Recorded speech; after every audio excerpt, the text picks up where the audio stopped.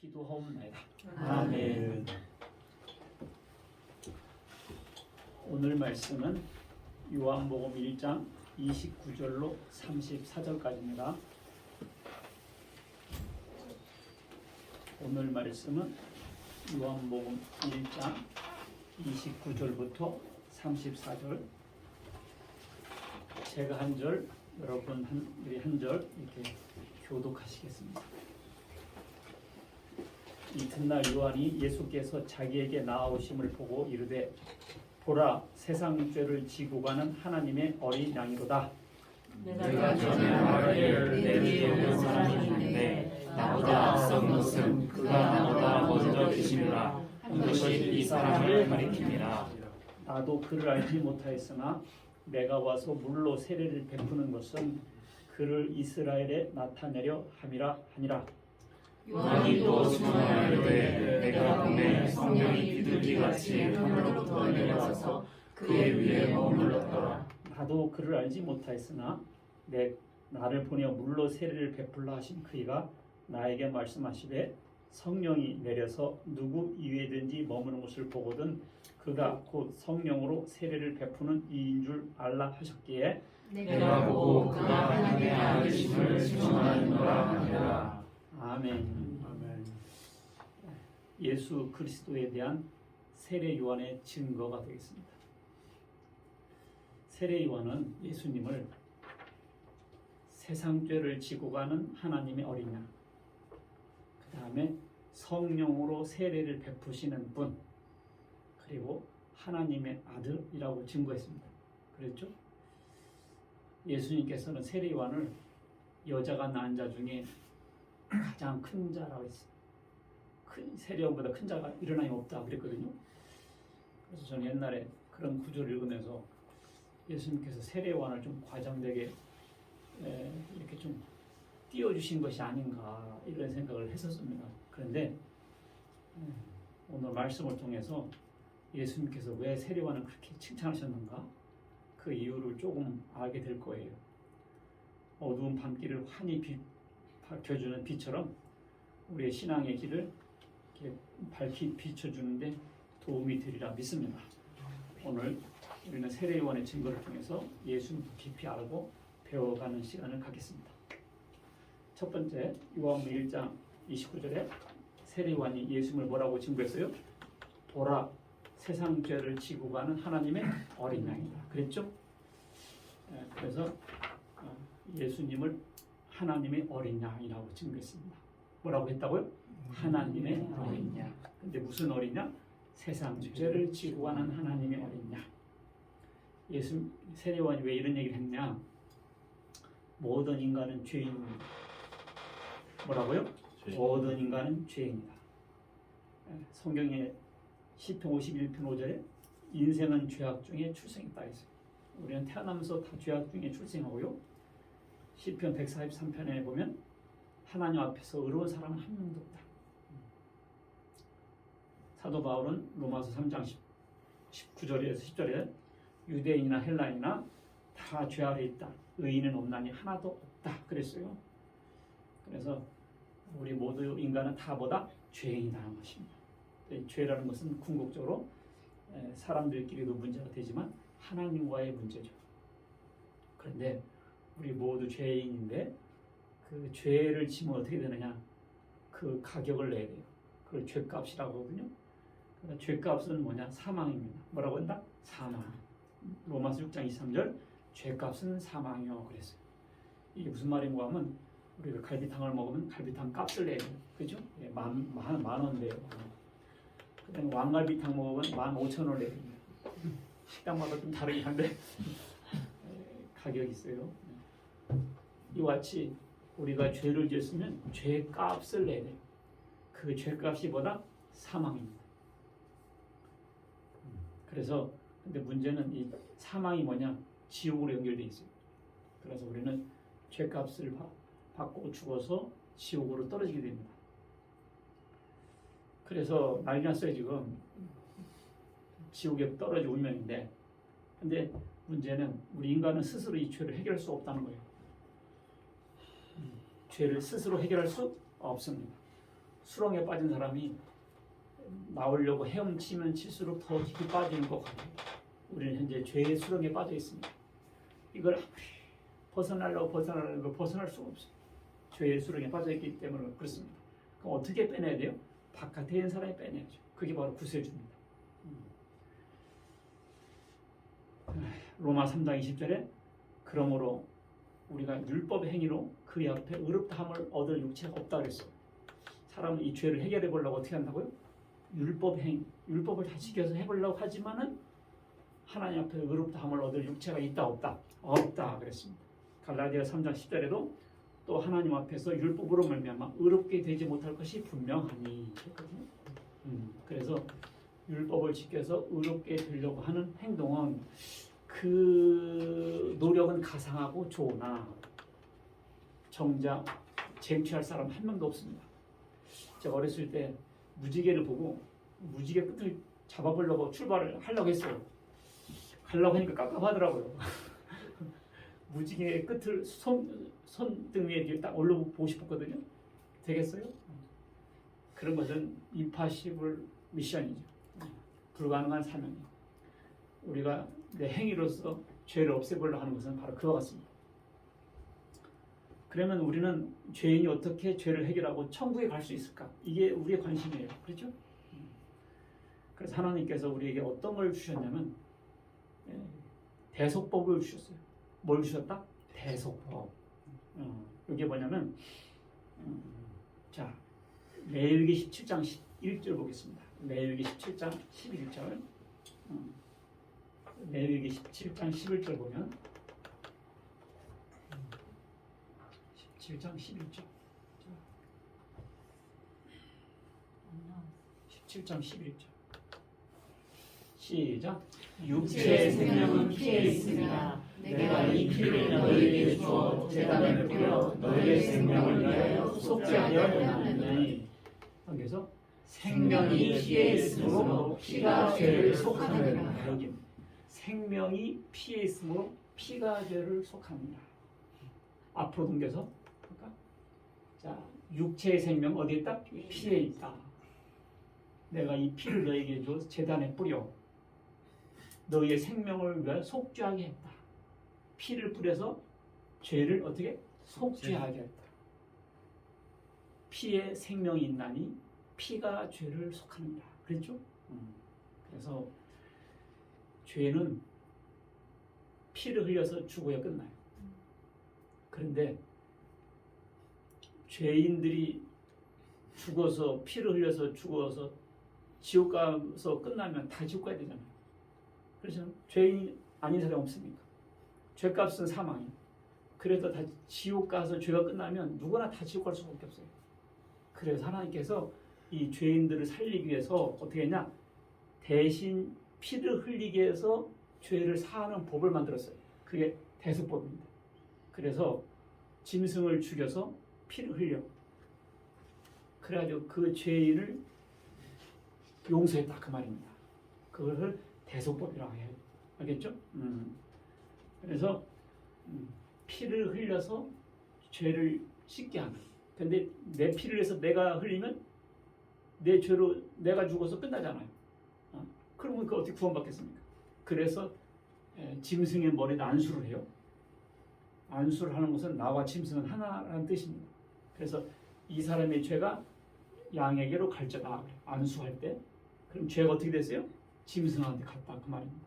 그래서 짐승을 죽여서 피를 흘리면 이 사람이 죄가 속죄 받았다. 알겠죠? 이걸 뭐라 한다? 대속법이라고 한다 그 말이에요. 그래서 우리의 이 죄인된 인간들을 속죄해서 하늘나라로 가는 방법을 하나님께서 그렇게 만드신 거예요. 내 인생은 내 거니까 내가 책임지겠다 하는 것은 그게 바로 죽음이고 그게 바로 지옥이죠. 자, 그래서 다시 레위기서 4장 13절로 15절 봅시다. 레위기서 4장 13절로 15절 시작. 만일 이스라엘 온 회중이 여호와의 계명 중 하나라도 부지중에 범하여 허물이 있으나 스스로 깨닫지 못하다가 그 다음에 그 범한 죄를 깨달으면 회중은 수송아지를 속죄제로 드릴지니 그것을 회막 앞으로 끌어다가 넘겨서 회중의 장로들이 여호와 앞에서 그 수송아지 머리에 안수하고 그것을 여호와 앞에서 잡을 것이고 잡을 것이가 뭐죠? 잡을 것이 이렇게 잡는다는 것이 아니에요. 슬로터 도살한다는 뜻이에요. 잡는다. 시골에서 개 잡는다. 뭐 이게 개를 잡는다는 뜻이 아니에요. 죽인다 그 말이에요. 여호와 앞에서 죽일 것이요. 그래서 수송아지가 죽여가지고 그 죄를 용서했다 그 말입니다. 알겠죠? 요것이 대속법이죠. 예, 그래서 구약에 이런 것이 많이 나와요. 세례요한이 예수님을 어린 양이라고 했을 때, 어린 양이라고 했을 때 구약 그 설교를 들은 사람들은 이런 거를 쫙 생각했다고요. 세상 죄를 지고 한 하나님의 어린 양 했을 때 그 설교를 듣는 사람들은 뭘 생각했다고요? 구약의 어린 양들을 쫙 생각했다고. 예, 예를 들면 창세기 4장에 가인과 아벨이 제사를 드려요. 가인은 뭘로 드렸죠? 농사하면서. 우리 아들도 대답을 못하는 성경을 안 읽어요. 가인은 제물을 드렸는데 뭘로 드렸다고? 농사물. 아벨은 양을 드립니다. 그래서 하나님께서 가인 제물을 안 받으시고 양의 제물, 아벨의 제물 받으셨거든요. 나는 옛날에 몰랐어. 왜 하나님께서 가인 제물을 안 받으셨는가? 뭐 이유를 몰랐다고요. 생각하기에 정성이 부족했다. 뭐 잠자다 일어나가지고 드렸다. 이렇게 가진 상상을 해봐도 답이 명쾌하지 않은 거예요. 지금 생각해보니까 농산물 들여서 안 받으시는 거예요. 아벨은 양을 드렸고, 왜냐하면 양은 예수님을 의미하거든. 그러니까 예수님 외에 수고하고 노력하고 새벽에 목욕하고 선행 많이 해서 하나님께서 예배 받을 것은 그것은 하나님 앞에서 퇴짜를 받습니다. 예수 피로 중심한 예배를 드려 하나님께서 받으실 줄 믿으시 바라겠습니다. 아멘. 그래서 아벨의 양은 받으신 거 하나님. 아브라함이 제사를 드려요. 그렇죠? 누구를? 이삭을. 하나님께서 이삭을 바치라 했잖아요. 그래서 이삭 바치려고 칼을 들여서 죽이려고 했더니 뭐라고 해요? 아브라함아, 손대지 마라. 그때 뒤를 돌아보니까 뭐가 있었어요? 순양이 걸려있었던 거예요. 순양. 그래가지고 그 양을 대신 제사 드렸지 않습니까?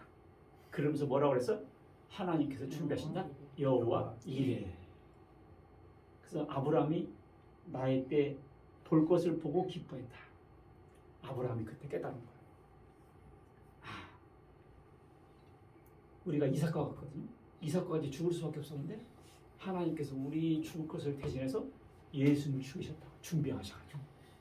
알겠죠? 여호와 이레. 우리가 죽을 것을 누가 죽었다고요? 예수님이 죽으셨다고. 하나님께서 그렇게 시키셔가지고. 그래서 하나님 어린 양이에요. 양은 사람들이 준비하거든요. 그럼 예수님 하나님이 준비하신 거예요. 그래서 하나님 어린 양이에요. 그래서 사람이 죽을 것을 예수님 죽여서 우리를 구원하실 것을 이미 창세기 22장에 모형적으로 보여준 거예요. 알겠죠? 보라, 세상 죄를 지구원할 때 짜자작 다 연결되는 거예요. 그게. 레위기 16장 21절 보면, 레위기 16장 21절 보면, 난 너무 좋아요. 예수님 얘기를 할 수 있어서. 인간 교주나 뭐 이런 얘기 하지 않고 예수님 얘기만 하는 게 너무너무 좋은 거예요. 살 만났어요. 이렇게 살아라 저렇게 살아라. 그것은요 스님들도 잘하고요 신부님도 잘해요. 그런데 생명을 주고 구원을 주는 예수님 얘기를 하는 것에 난 너무너무 자부와 긍지를 갖고 있어요. 레위기 16장 21절 시작. 아론은 그의 두 손으로 살아있는 염소의 머리에 안수하여 이스라엘 자손의 모든 불의와 그 범한 모든 죄를 아뢰고 염소의 머리에 안수하고 그 다음에 그 죄를 염소의 머리에 부어 미리 정한 사람에게 맡겨 광야로 보낼지니 그 다음에 염소가 그들의 모든 불의를 지고 접근하기 어려운 땅에 이르거든 그는 그 염소를 광야에 놓을지니라. 그래가지고 이제 주로 양인데 염소도 쓰였어요. 스케이프고트라고 하는데 그 염소 한 마리에다가 장로들이 머리에 안수해요. 그래서 온 국민들의 죄를 다 이 염소에게 떠넘기는 거예요. 7월 10일 날 대속죄일 날 1년에 한 번. 그래가지고 이 염소를 끌고 가서 광야에다 놔요. 짐승한테 죽든지 벼랑에 끌어 죽겠죠. 그 희생 염소라고 하거든요. 그걸 아사셀이라고 해요. 히브리 말로 아사셀. 희생의 염소. 그래가지고 염소를 온 국민의 죄를 그 머리에다가 안수해서 떠넘긴 다음에 그 염소를 광야에서 죽게 했습니다. 왜 그런지 몰랐지. 왜 그런지 몰랐죠. 온 세상 사람의 죄를 예수님께 씌워가지고 십자가에서 죽게 하시려고 그렇게 하나님께서 구약 때부터 실물교육을 하신 거예요. 시청각 교육으로 이렇게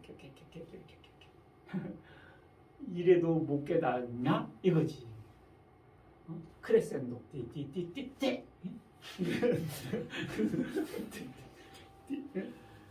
야, 이렇게 하나님께서 예수님께서 이 세상 죄를 지고 죽으실 모습을 그렇게 보여준 거예요.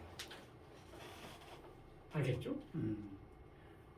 세상 죄를 지고 한 하나님은 예수님의 죽으심은 유월절의 양의 의미도 있어요. 유월절 양이 뭐죠? 유월절 양. 십계명, 십계명이라 이스라엘민족이 애굽에서 해방날 때 마지막 10가지 재앙을 퍼부었는데 마지막 재앙이 장자를 죽이는 재앙이었거든요. 근데 이스라엘 사람들은 어떻게 했냐? 양을 죽여서 문에 밟아라. 그러면 천사가 가서 문에 피 바른 집은 넘어간다. 없는 집은 들어가 죽인다 했거든요. 이스라엘 사람들 그 정보를 알아가지고 다 이게 양을 잡았죠. 애굽 사람들은 몰라서 죽었죠. 그렇게 안 했으면 하나님께서 이스라엘 백성인지 유다 애굽 나라 사람인지 몰랐을까요? 다 아셨을 텐데 왜 그렇게 만화 같은 일을 시켰을까요? 고린도전서 5장 7절 보겠습니다. 고린도전서 5장 7절 보시면 시작. 너희는 누룩 없는 자인데 새 덩어리가 되기 위하여 문 누룩을 내버려라. 넘겨서 우리의 유월절 양 곧 그리스도께서 희생되셨느니라. 이거네. 우리의 유월절 양 곧 그리스도께서 희생되셨다. 예수님의 죽으심은 유월절 양의 죽음과 같다. 구약은 신약을 통해 드러나고 신약은 구약에 숨어 있었던 거죠. 예수님의 죽으심은 유월절 양과 같은 죽음이었구나. 이걸 알리게 하는 것이고 구약 사람들한테는 유월절 양과 같이 그리스도를 통해서 너희가 산다. 이걸 말하는 거예요. 그러니까 어린 양을 보라 할 때는 유월절 양처럼 죽으시고 우리를 살리신다라는 말이거든. 알겠죠? 야, 세례요한이 그 말을 한 거요. 예수님의 오심과 죽으심에 대해서 원 센텐스로 쫙 정리한 단어라니까 이게. 보라, 세상 죄를 지원 하나님 어린 양. 이것은 창세입으로 이렇게 어느 한 개인을 가리켜서 이분이 바로 어린 양이다 라고 표현한 사람이 한 명도 없었어요. 구약에 있는 모든 증거를 마지막 결정적으로 결론 내려서 한 말이 이 단어였던 겁니다. 이 단어가 아니었으면 예수 왜 죽으셨지 몰랐을 거 아니에요. 괜히 도망가가 잡혔다든지 세례요한이 사명 못해서 죽었다든지 이런 엉뚱한 소리를 할 거 아니에요. 그렇잖아요. 예수님의 예수님 초반기 때부터 세례요한이 딱 한 말이지 않습니까? 보라 세상 죄를 지고 하나님 어린 양 죽으실 것을 미리 다 말했다. 그래서 과연 예수님은 우리의 죄를 위해서 죽으셨다. 신약 성경에 보면 그걸 여실히 표현했어요. 베드로전서 1장 18절 보면 베드로전서 1장 18절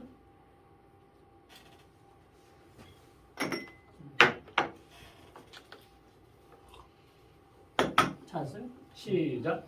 너희가 알거니와 너희 조상이 물려준 것에서 계속하고 있는 것은 은이나 금같이 없어질 것으로 된 것이 아니요. 자, 너희 조상이 물려준 헛된 행실을 죄에서 대신 속죄함을 받은 것은 은이나 금같이 없어질 보배로 우리가 돈 주고 빼낸 게 아니라는 거야. 우리가 죄를 지으면 돈 주고 빼내잖아요. 보석금. 그 은이나 금으로 빼낸 것 아니요. 그 다음에 오직 흠없고 점없는 어린 양 같은 그리스도의 보배로운 피로 된다. 알겠죠? 금이나 은같이 없어질 보배로 속죄함 받은 것 아니요. 내 어렸을 때부터 초등학교 때 썬데이 스쿨 다니면서 매일 불렀던 노래거든요. 몰랐어 이 의미를 그냥 노래만 한 거야 그냥. 이것이 마음에 탁 얽혀가지고 착 나와야 되거든요. 이 감사함으로. 이야, 너무 어렸을 때부터 찬송만 해가지고 습관적으로만 불렀다고. 요거를 꼭 씹어서 부르니까 너무 좋은 거야. 금이나 은같이 없어질 보배로 속죄함 받은 것 아니요. 그럼 뭔데? 거룩한 하나님의 어린 양 예수의 피로 됐다. 이걸 꼭 되새김질 해야 돼요. 되새김질 하면서 다 부르면 은혜가 돼요. 그거군. 알겠죠? 그 다음에 베드로전서 2장 24절. 베드로전서 2장 24절. 시작. 이 나무에 달려 그 몸으로 우리 죄를 담당하셨으니 이는 우리 죄에 대하여 죽고 의에 대하여 살게 하시리라. 자, 나무에 달려 그 몸으로 우리 죄를 담당하여 여기 대속이거든요. 이는 우리로 죄에 대하여 죽고 죄에 대해서는 끝났고 의에 대해서 살게 한다. 그래서 의인 된다는 거. 예수님의 죽으신 거. 기가 막힌 거요. 그냥 툭툭 지나가면 안 돼요. 친히 나무에 달려 그 몸으로 우리 죄를 담당하였어요. 속죄, 어린 양, 아사셀. 이는 우리로 죄에 대해 죽고, 죄에 대해서 죽고 의에 대해서 살게 하는, 의인 되게 한다는 거고. 알겠죠? 이거. 그러니까 예수님이 어린 양으로 죽으셨다는 걸 딱 말씀하고 있잖아요. 그냥 죽으시 아니죠. 알겠죠? 세상 죄를 지고 한 하나님 어린 양. 그럼 예수님은 죄가 있어요, 없어요? 없죠. 근데 왜 죽으셨지, 그분이? 죄를 전가받았어요. 알겠어요? 그래서 저주받은 모습으로 죽으셨다고요. 근데 예수님이 왜 죽으셨냐? 죄인들을 대신해 죽으셨다. 그럼 죄인이 누구냐? 그게 바로 나다라고 믿는 게 예수 믿는 거예요. 세상 죄를 지고 하나를 어린 양. 누구는 좋겠네. 이거 구원 못 받은 사람. 자, 세상 죄를 지고 가는 하나님의 어린 양에다가 세상 죄에다가 자기 이름을 넣습니다. 누구 이름을 넣는다? 자기 이름. 자, 요한복음 1장 29절. 자, 요한복음 1장 29절. 자, 읽습니다. 시작. 이튿날 요한이 예수께서 자기에게 나오심을 보고 이르되 보라 세상을 틀렸어. 여기다가 자기 이름 넣으라고. 자, 여기서 읽습니다. 시간 인상. 시작. 이르되 보라 김경전의 죄를 지고 가는 하나님의 어린 양이로다. 보라 할 때 요것이 연결돼. 그래야 예수님의 죽으심이 나를 위한 죽음이 돼버려. 그럼 내 죄는 끝난 거야. 할렐루야. 이걸 모르고 그냥 이게 예수 믿는 거야. 이단들도 다 예수 믿는다고 그래요. 근데 이걸 안 믿어. 예수님 죽은 거고 내 죄는 자기가 콜라 안 먹어서 해결하려고 그래. 라면 안 먹어서 해결하려고 그래. 그럼 라면이 예수냐? 라면이 피가 있냐? 아무것도 아니거든. 그게 뭐 곡물 들인 거거든. 고생해서 지옥 가는 거예요. 그게 불쌍한 거예요. 참, 여러분과 나랑 놀면서 가는 건 하늘나라. 그러니 고맙죠, 예수님이. 그러니까 예수님만 자랑하는 거죠, 우리는. 그러니까 자기 행위를 통해서 구원받는 사람은 늘 자기 행위만 자랑하는 거지. 난 뭐 했다, 뭐 했다, 뭐 했다. 그게 지옥이다니까. 왜냐면 그 행위가 자기를 구원하냐는 거지. 참 안타까운 현실이에요. 야, 이사야 53장 5절로 6절. 이사야 53장 5절 6절. 예수님의 죽으심은 이사야 선지자의 예언이 성취했습니다. 기가 막혀. 이사야 53장 5절로 6절.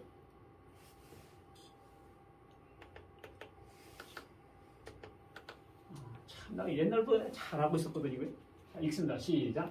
그가 찔림은 우리의 허물 때문이요 그가 상함은 우리의 죄악 때문이다. 그가 징계를 받음으로 우리는 평화를 누리고 그가 채찍에 맞음으로 우리는 나음을 받았도다. 자, 다시. 자, 그가 다시. 그 위에. 자, 그 사절이. 자, 4절. 그다음에 5절. 그가 찔리는. 그가가 누구요? 예수님. 아, 이게 비밀이 풀린 거지. 구약 사람들은 이걸 읽으면서 이게 누구지 했을 거 아니에요. 창세 이후로 감춘 비밀이지. 예수 모셔가지고 예수님은 풀린 거지. 이게 예수님은 실체죠. 예수님은 이 비밀에 대한 실체다. 성경 공부하면 할수록 예수님을 알아가는 게 성경 공부. 근데 성경은 비밀이다 해놓고는 풀었더니 미스터리가 나오고 미스터 정이 나오고 이것은 아니죠. 그가 찔린 성경 공부하면 할수록 누구를 알게 된다? 예수님을 알게 되는 거예요. 그가 누구지? 예수님. 찔림은 참으로 찔렸잖아. 우리는 이 그림같이 하는 거예요. 이게 예수님 태어나기 700년, 800년 전 선제의 말입니다. 하나님께서 이건 하나님의 말씀이지. 그러니까 그가 찔린 우리의 허물 때문이에요. 그 다음 그가 상함은 우리의 죄악 때문이야. 그러면 예상했죠? 왜? 우리 죄악 때문에. 그러면 우리 죄악은 끝난 거지. 그가 징계를 받음으로 그 다음에 우리는 평화를 누리고 징계받으셨잖아요. 그가 채찍에 맞음으로 우리는 나음을 받아. 채찍에 맞으셨잖아요. 그러면 우리는 나음을 받아. 이게 구약 사람들은 뭔 말이고 했을 거 아니에요. 예수님으로 성취된 거죠. 세상 죄를 지고 하나님 어린양이 할 때 이런 구절이 쫙 복합적으로 와닿았다 그 말이에요. 알겠죠? 이야, 세례요한이 너무 멋진 말 한 거예요. 보라, 세상 죄를 지고 한 하나님의 어린양. 그러니까 이것은 구약에 있는 모든 증거를 종합한 결정적인 증거였습니다. 그 이전까지는 누구도 어떤 개인에 대해서 어린 양으로 지목된 바가 없어요. 더군다나 유대인들뿐만 아니라 온 세상 죄를 위해서. 이게 우주적인 발언이더라고요. 그 다음에 세례요한이 뭘 말했냐? 그는 뭐라 한다? 성령으로 세례를 베푸는 줄 알아. 33절 뒤에 나오죠. 어떤 분이라고? 성령으로 세례를 베푸신 분. 그러면 성령 세례라는 뜻인데, 그럼 우리 물 세례부터 봅시다. 물 세례. 물 세례는 흔히 아니까. 물 세례는 물로 세례 주는 거죠. 원래는 물 속에 푹 담그는 걸 말해요. 침례인데. 베드로전 3장 21절 보면, 베드로전 3장 21절. 시작. 무릇 예수 그리스도께서 부활하심으로 말미암아 이제 너희를 구원하는 편이 곧 세례라. 이는 육체의 더러움을 제하여 버림이 아니요 그다음 하나님을 향한 선한 양심의 간본이라. 물은 구원을 받는 표니 깨끗하게 씻어내는 것이 아니요. 물 속에 들어가면 깨끗하게 씻어지면 되지만 그런 것은 목적이 아니라는 거죠. 선한 양심이 하나님께 향하는 간본이라. 하나님께 가야 되겠다. 그런 의미가 있죠. 그리고 우리가 세례받는 것은 예수님과 함께 죽고 물속에 들어가 죽고 나올 때 부활. 예수님처럼 죽고 예수님처럼 부활한다. 이것을 퍼포먼스로 한번 보여주는 거지. 자, 이게 이제 물 세례고, 그러면 이 물 세례를 받아야 꼭 구원을 받냐? 누구는 그렇게 말해요. 그래서 세례 안 받으면 구원 못 받는다 이렇게 말하는데, 고린도전서 1장 17절 봅시다. 고린도전서 1장 17절 보면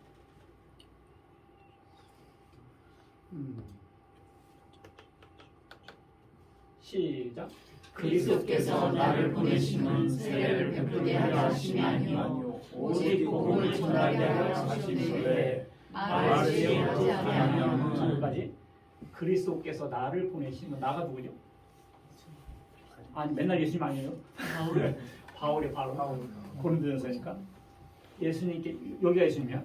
예수님 그리스도께서 나를 바울을 보내심은 세례를 베풀게 하려 하심이 아니요. 만약에 세례를 꼭 받아야 구원한다면 세례를 베풀게 하려 함이요 이렇게 했어야죠. 오직 복음을 전하게 하려 하였다. 나를 보내심은 복음 전해서 구원받게 하려고 하는 것이지, 그렇죠? 세례를 베풀게 하려는 것은 아니다. 그러니까 세례를 받아야 구원을 받는다면 이 말은 틀렸습니다.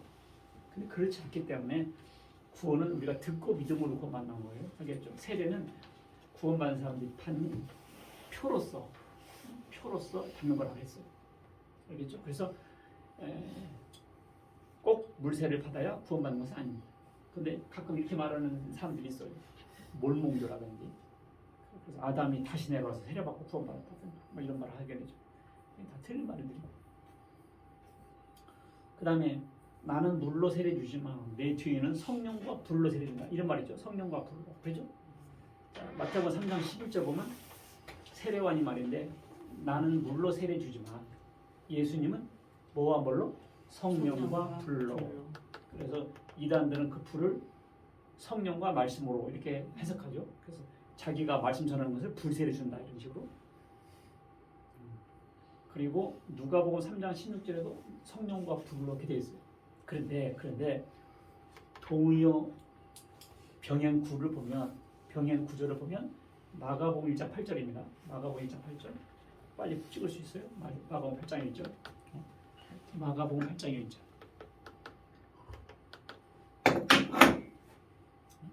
마가복음 1장 8절.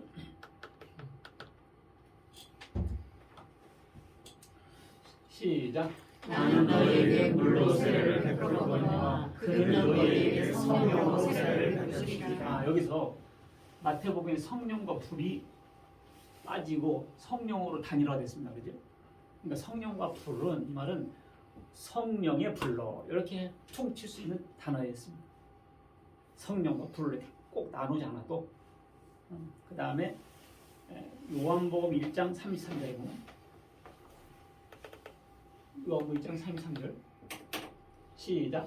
나도 그를 알지 못하였으나 나를 보내어 물로 세례를 베풀라 하시니 그이가 나에게 말씀하시되 성령이 내려서 누구 위에든지 머무는 것을 보거든. 그 다음에 그가 곧 성령으로 세례를 베푸는 이인 줄 알라 하셨지. 여기서도 불이 빠지잖아요. 성령으로. 그러니까 성령의 불이다 그 말입니다. 사도행전 1장 5절에도 마찬가지고요. 다 성령으로 세례된다. 한 단어로 합치됐습니다. 그래서 불세례는 따로 하지 않아도 돼요. 성령 세례를 받아서 예수님께서 물세례를 받을 때 성령이 내려오셨거든요. 예수님도 성령 세례를 받으신 거예요. 그러니까 자, 하늘이 열리며 성령이 비둘기같이 그에게 임하였다 했거든요.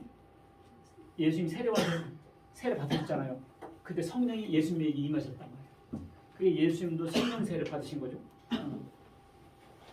그것은 구약성경 이사야 61장 1절로 2절의 예언의 성취입니다. 하나님의 영이 내게 임하사 어두운 눈먼 자에게 보게 하고 아픈 자에게 치료하고 죽은 자에게 부활하게 하고 이사야 61장 1절에서 2절의 말씀에 예언을 성취했습니다. 주의 영이 내게 임하사 그랬거든요. 그러니까 예수님께서 누가복음 4장에서 이사야 선지자가 주의 영이 임한다고 하지 않았냐. 오늘날 너희 귀에 그 구절이 응하였다. 그러니까 예수님 당신에게 하나님의 성령의 영이 임했다라는 것을 시인하고 그걸 말씀하셨습니다. 바로 예수님이 바로 성령의 세례를 받으셨어요. 근데 그 예수님의 성령은 오신 성령은 떠났다 있다 이렇게 하지 않고 항속적으로 머물러 계시죠. 머물러 계시고 그 다음에 예수님께서 부활 승천하셔서 어떻게 했어요? 예수님께서 성령을 우리에게 보내시는 파송자가 돼요. 예수님께 성령을 보내시는 분이 돼요. 성령을 보내시는 분이 바로 성령으로 세례를 주는 자이다. 알겠죠? 예수님도 성령으로 세례 받으시고 성령 충만히 계시다가 그 다음에 부활 승천하셔서 성령을 우리에게 주시는 분이 돼요. 아셨죠? 성령을 주시는 분인데 그걸 성령으로 세례를 주시는 이다 했다는 것이죠. 자, 사도행전 2장 33절 사도행전 2장 33절 봅시다. 사도행전 2장 33절 시작. 하나님의 오른손으로 예수를 높이시네 그가 약속하신 성령을 아버지께 받아서 그 다음에 너희가 보고 듣는 이것을 주어주셨느니라. 그러니까 이 성령을 보낸다. 성령이 뭐죠? 하나님의 영이잖아요. 하나님의 영을 누가 보내요? 하나님이 보내시죠. 근데 어떻게 예수님 보내는가? 예수님은 성육신 하나님의 육신 이렇게 육신 됐기 때문에 보낼 수 있는 거죠. 그래서 하나님께 받아서 예수님께서 보내십니다. 그래서 예수님께서 성령을 보내시니까 성령으로 세례 주는 자가 된 거죠. 알겠죠? 성령으로 세례를 받게 되면 어떻게 되는가? 우리가 예수를 믿게 돼요. 알겠죠? 어떻게 됐나? 예수를 믿게 돼요. 누구든지 고린도전서 12장 3절 보면 누구든지 성령이 아닌 것은 예수를 주라 신할 수 없다고 했습니다. 성령님께서 역사하셔야 우리가 그렇게 믿어지고 고백하게 되는 거죠. 그 다음에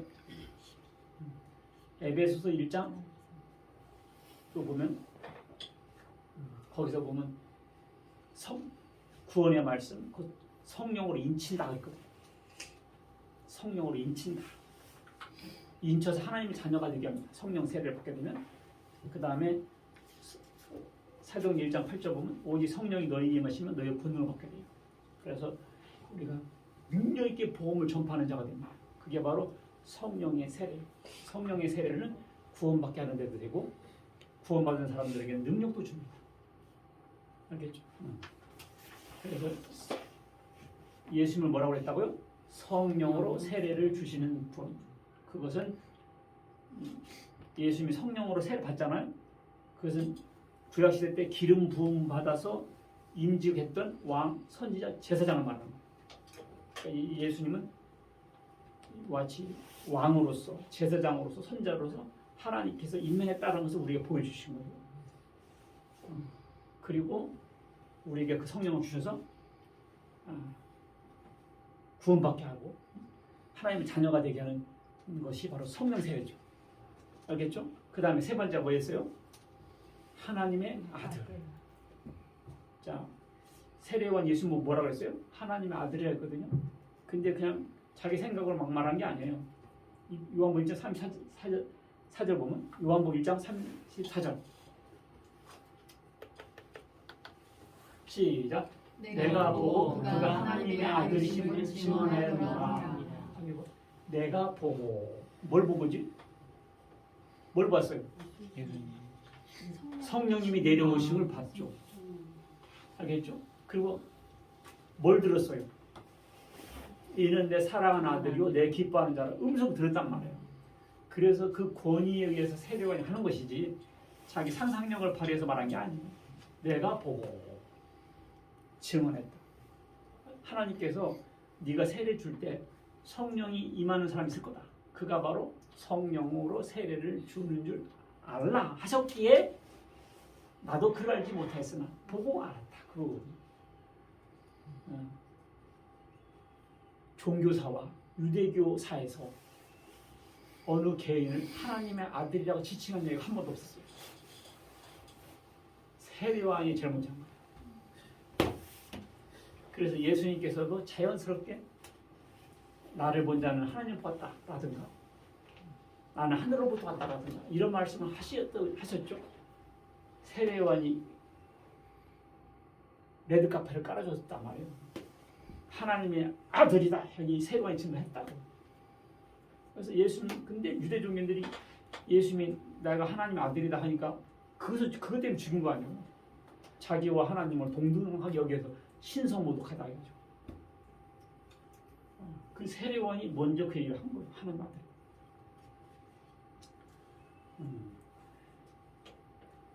아들.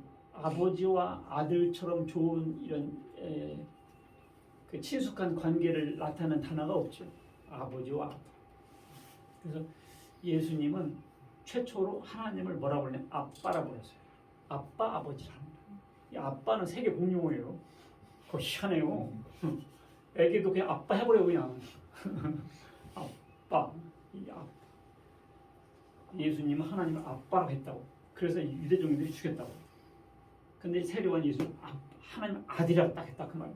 이게 보통 표현이 아니에요. 시편 2편 7절 보면 시편 2편 7절 봅시다.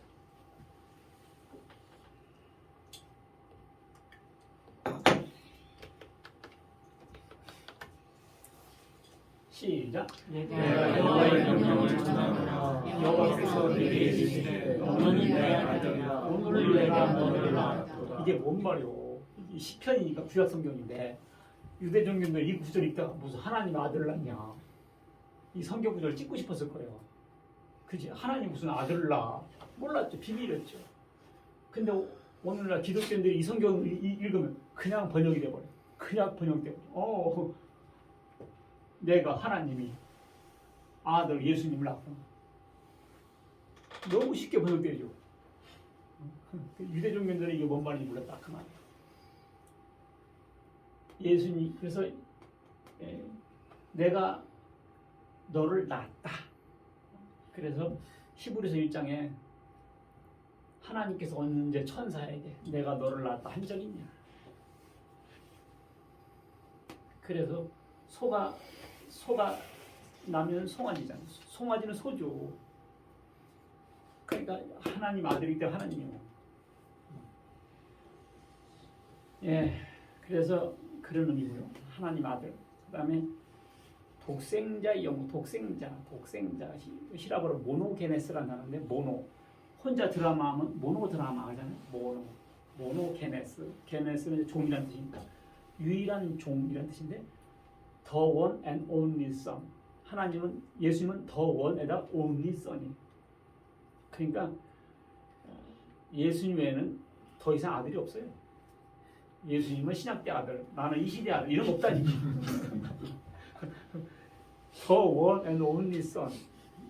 독생자 그런 의미. 하나님이 그 뒤에 또 하나 낫디야 이런 말 없다니까. 그럼 하나님도 한 분, 예수님도 한 분. 이거 끝. 알겠죠? 요한복음 1장 30절 보면 그가 내 뒤에 오는 사람이 나보다 앞선 것은 그랬거든요. 그래 안 그래요? 세례요한이 뭐라 했어요? 내 뒤에 오는 이 사람이 누구죠? 예수님이요. 나보다 앞선 것은 뭐죠? 나보다 먼저 계신 이 뭔 말이에요? 선제. 예수님은 마리아 뱃속에 태어나기 전부터 영원부터 계신 분이란 뜻이에요. 그러니까 하나님 아들이지. 알겠죠?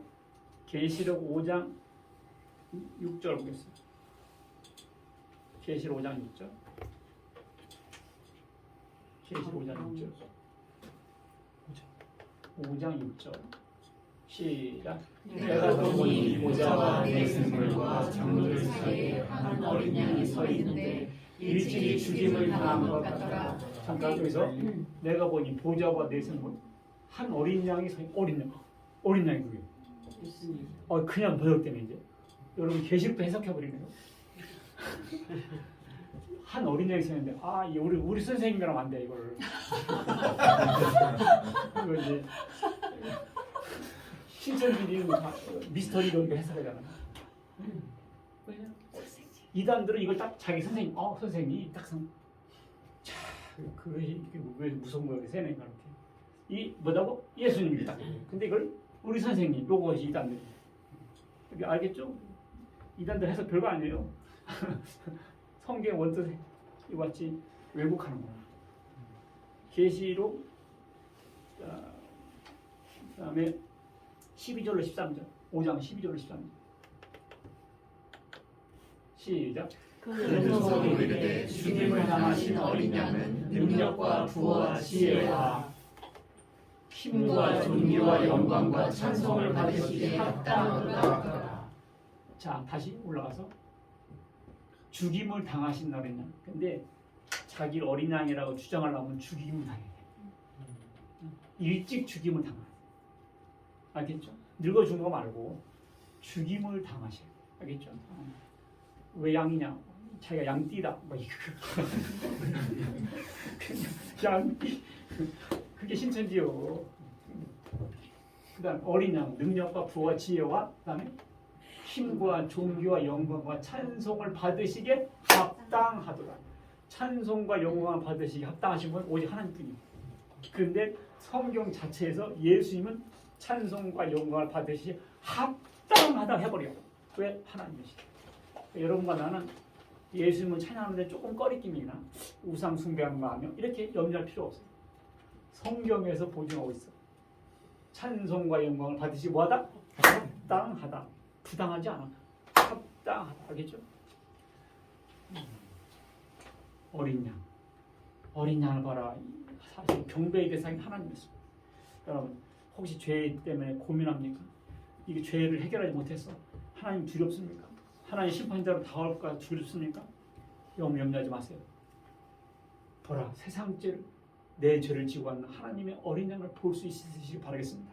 그걸 보면 내 죄가 끝났다는 것을 알게 돼요. 그럼 하나님이 더 이상 두렵지 않습니다. 자기 아들을 대신 죽게 하신 하나님의 사랑이 느껴져요. 그래서 과감하게 용기 내서 저벅 하나님께 나갈 수가 있어.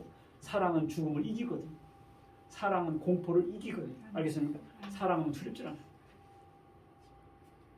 당신 여러분들에게도 당신의 죄를 짊어지고 간 어린 양이 계십니까? 어린 양 있습니까? 없습니까? 있습니까? 그것이 바로 죄사함의 구원이에요. 그리고 지난번에 김정은이 막 요즘에 방송 많이 뜨고 막 그러니까 혹자가 그러더라. 김정은 밑에서 살 수 있겠는지 사람들이 살 수 없다고 목숨 걸고 탈북하잖아요. 여러분들 예수님을 성령으로 세례 주시는 분, 예수님을 하나님 아들로 어린 양으로 믿게 되면 예수님은 왕으로서 나는 예수님의 백성으로서 그의 나라로서 사는 것을 의미하는 것입니다.